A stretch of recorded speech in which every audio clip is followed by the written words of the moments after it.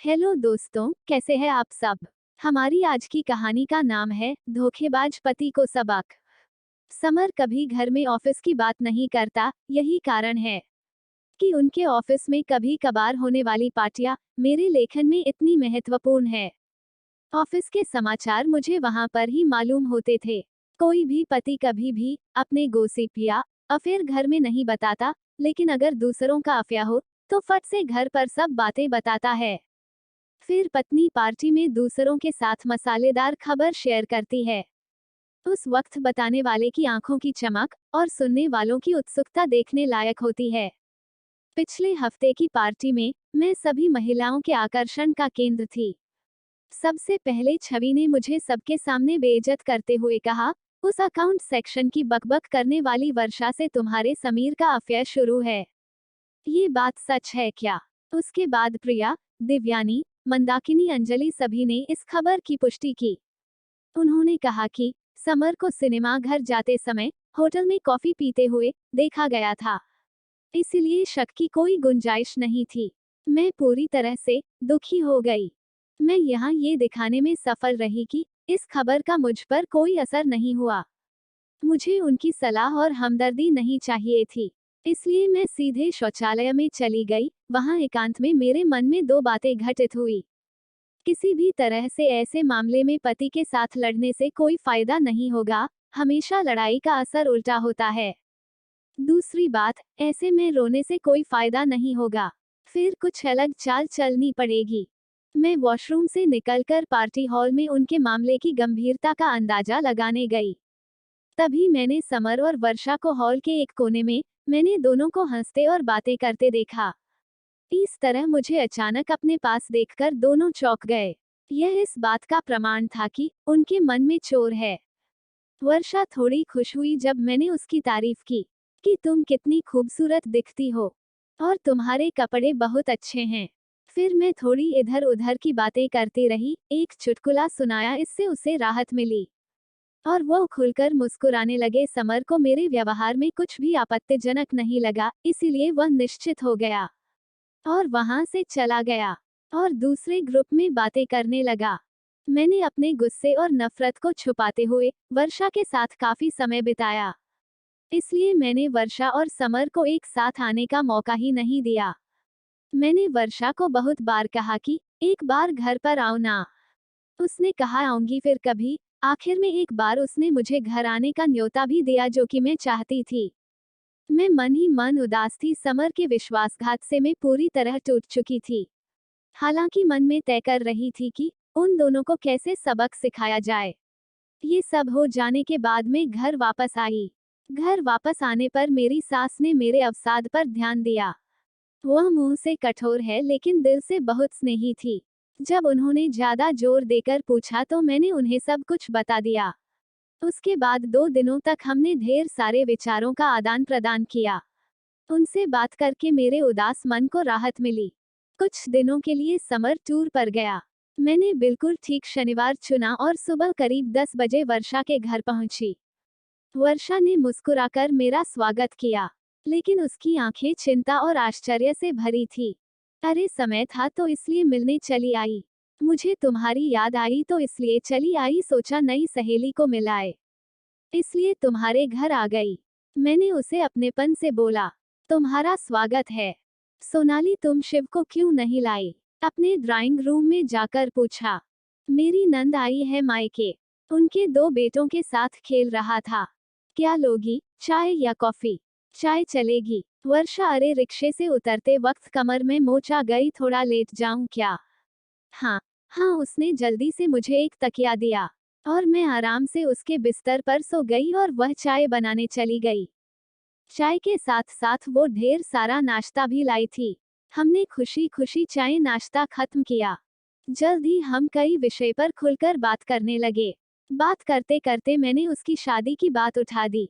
शादी की बात करते ही वह थोड़ डर गई। मैंने उससे पूछा, क्या तुम लव मैरिज करोगे या अरेंज मैरिज? इस सवाल पर वह बौखला गई। देखूंगी क्या करना है, उसने जवाब दिया।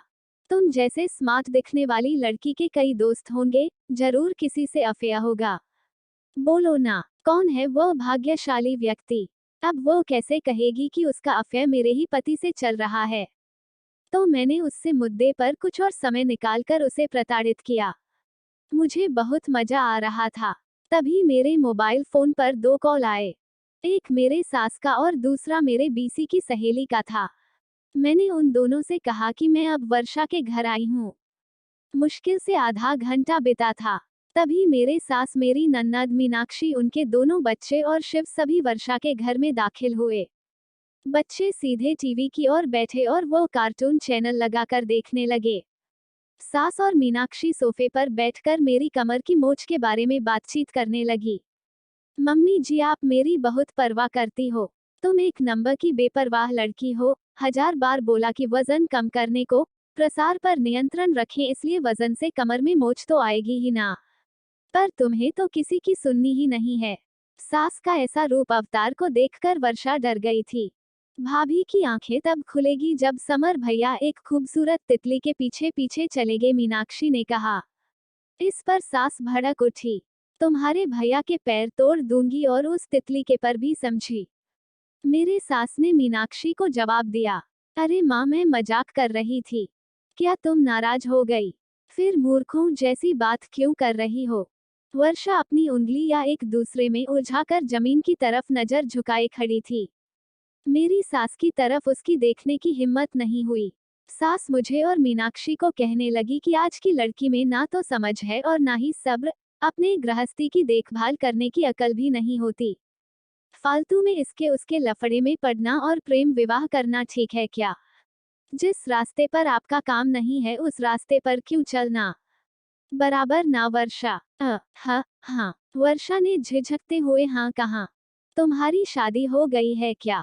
नहीं। तुम कब शादी कर रही हो? जल्द ही करूंगी। Very good. तुम्हारे माता पिता कहाँ है? मेरे पापा गुजर गए। माँ है, वो आज मेरी मौसी से मिलने गए हैं।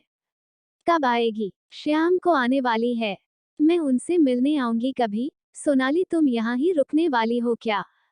कमर की मोच कैसी है अब तुम्हारी? माँ, दर्द तो बढ़ गया। बहुत दर्द हो रहा है। डॉक्टर को बुलाए क्या? नहीं नहीं, मैंने डरने का नाटक किया और कहा वर्षा, तुम्हारे पास आयोडेक्स है क्या? हाँ है ना, लाती हूँ, बोलकर वर्षा जल्दी से अंदर गई। मैंने उससे आयोडेक्स लगवाया। मेरी सास वर्षा को जवान लड़कियों ने कैसे बर्ताव करना चाहिए इस पर लेक्चर दे रही थी। मीनाक्षी जानबूझकर छेड़ने के लिए मजबूर कर रही थी। ऐसा माहौल था कि दोनों किसी भी क्षण लड़ने लगेंगे। उस माहौल में वर्षा का तनाव बढ़ गया था। तभी दरवाजे की घंटी बजी। मीनाक्षी ने जाकर दरवाजा खोला। जब वह लौटे तो उसके साथ बिसी समूह के मेरी 3 सहेलियां शालू, रूपाली, मनीषा थी। ये तीनों बहुत बातूनी हैं।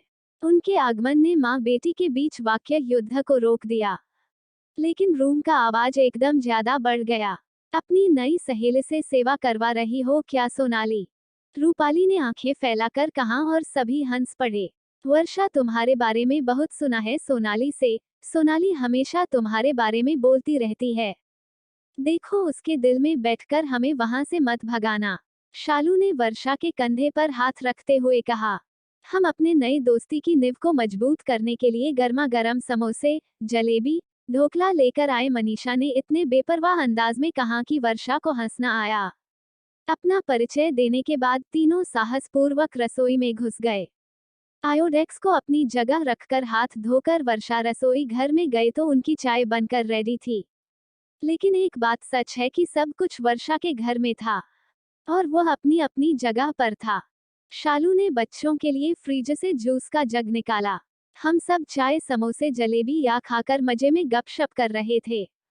वर्षा के फ्लैट में ये सा हंगामा कभी नहीं हुआ होगा। मेरी सहेलियों ने तुरंत वर्षा से दोस्ती कर ली।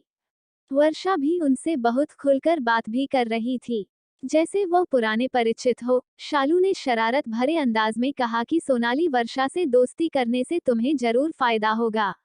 मैंने कुतूहलवश पूछा, कौन सा फायदा?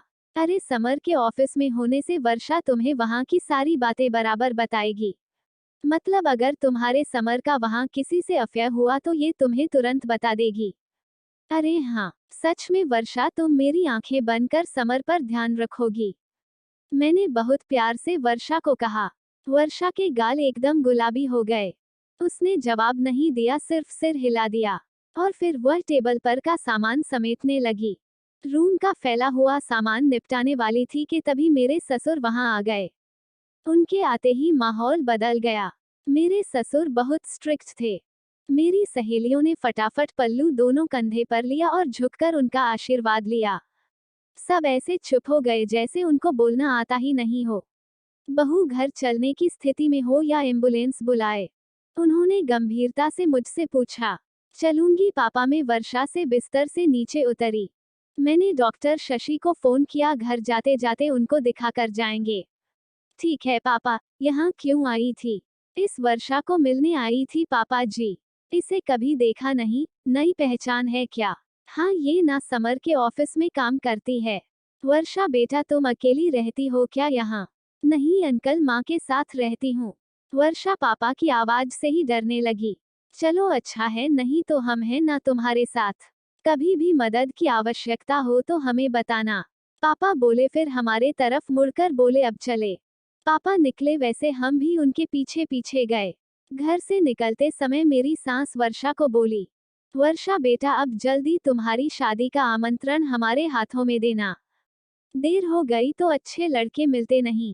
वर्षा, तुम्हें हम हमारे बिशी ग्रुप की मेंबर कर लेंगे, मैं बाद में तुम्हें फोन करूंगी।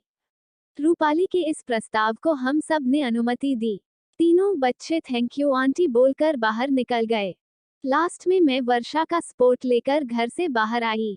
वर्षा, इन सब की मस्ती खेलकूद तुम्हें खटका तो नहीं ना? मैंने उससे पूछा। नहीं सोनाली, यह सब तो बहुत भले इंसान है। वह बोली, पर मन से वह थोड़ी नर्वस हो गई थी। तुम्हें कहती हूँ वर्षा, ये सचमुच भले इंसान हैं। और सच कहे तो मुझे इनका ही आधार है। इनकी वजह से खुद को सुरक्षित समझती हूँ।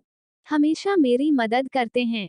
मेरी गृहस्थी को कोई बुरी नज़र से देख भी नहीं सकता, क्योंकि इनसे झगड़ा करना, इनको चैलेंज करना आसान बात नहीं है। ऐसे इंसान नसीब से मिलते हैं। खुद को सुरक्षित महसूस होना ये बहुत बड़ी बात होती है वर्षा। वर्षा ने गर्दन हिलाई, संभाल कर जाना। वर्षा ने कहा। हमने प्यार से एक दूसरे को अलविदा किया।